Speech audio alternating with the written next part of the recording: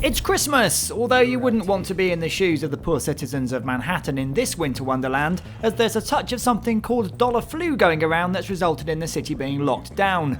As part of the second wave of a team called The Division, you've been tasked with helping the poor locals out, rebuilding the Allied base, and also shooting lots of other factions who are up to no good in the face, including the Cleaners, whose weapon of choice is frankly unfair flamethrowers. The game begins with a live-action intro that sets the scene, and then you're plunged into Brooklyn, where you can create your character and get to grips with the gameplay. Character creation is actually a bit weak here. Weirdly, there is more facial war paint to choose from than hairstyles, and the ladies can't even rock a ponytail. You'll soon learn that this MMORPG game is also a cover shooter at its core, and despite looking real world, doesn't behave that way. Looters wearing just hoodies and a baseball cap take a fair few bullets to go down.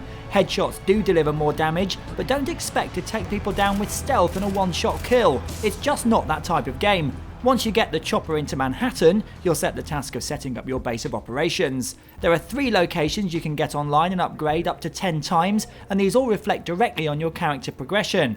For instance, you can get different aspects of the medical bay online and get more health perks and skills. You can also switch any skills you earn on the fly, which is refreshing. You won't suddenly realise you've gone down a path you don't want to and regret it. Getting these areas online also opens up tons more missions as well. Soon your map will be full of objectives, which can be a bit overwhelming at first when combined with all the HUD info floating about on screen too. One other thing to watch out for is loot of varying quality that bad guys will drop. You can get your hands on some really good random weapons and mods from the tougher opponents, and even more top stuff from the Dark Zone, a PvP area where the currency and level is kept separate, and people can, if they want, shoot you and steal your stuff before you have time to extract it.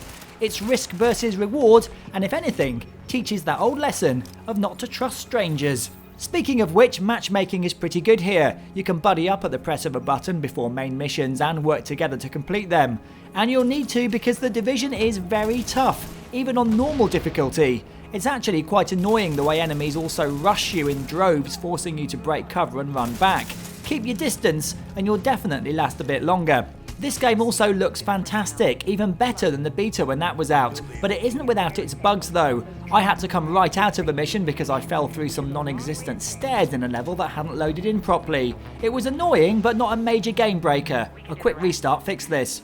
The Division is another game that will grow over the next few months as more parts of the city and missions get opened up. For now, there is plenty to do here as you level up, expand your base and try to equip and mod that ultimate weapon that will make you feel like a proper badass. Sure, it can feel a bit grindy at times, and this game isn't for everybody, but if you do have some buddies who can jump into the missions with you, you're going to have a blast. The Division gets 8.5 out of 10.